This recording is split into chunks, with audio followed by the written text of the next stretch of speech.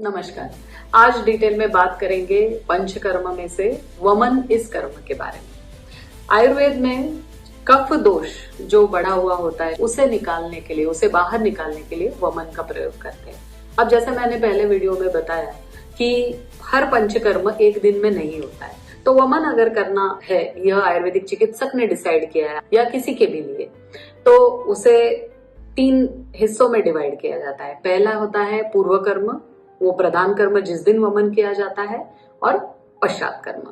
अब वमन यानी शरीर में औषधियों के द्वारा, काढ़ों के द्वारा उल्टियां करवा लेना। अब ये जो मैं बोल रही हूँ वो इतना आसान नहीं होता है, वो एक प्रोसेस होता है आयुर्वेद के अनुसार। तो जानते हैं इसके बारे में। अब पूर्व कर्म के बारे में जानते हैं। पूर्व कर्म में आता है सुबह उठ के घृतपान और स्नेहन स्वेदन। स्नेहन स्वेदन यानी शरीर पे तेल लगाना, स्वेदन यानी औषधियों की भाप लेना। अब आप कहोगे कि इससे होता क्या है?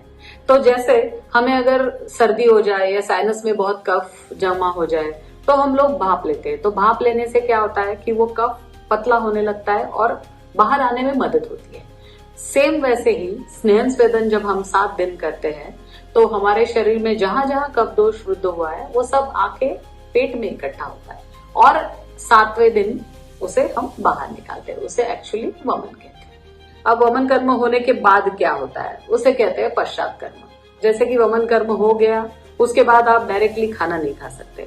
आपको उसकी शुरुआत हल्के हल्के डाइट से करनी पड़ती है। पहले दिन का डाइट, दूसरे दिन का डाइट, तीसरे दिन का डाइट, ऐसे करके 7वें दिन तक आपके जो वैद्य होते हैं वो आपको लिख के देते हैं। वो डाइट चार्ट आपको फॉलो करना पड़ता है।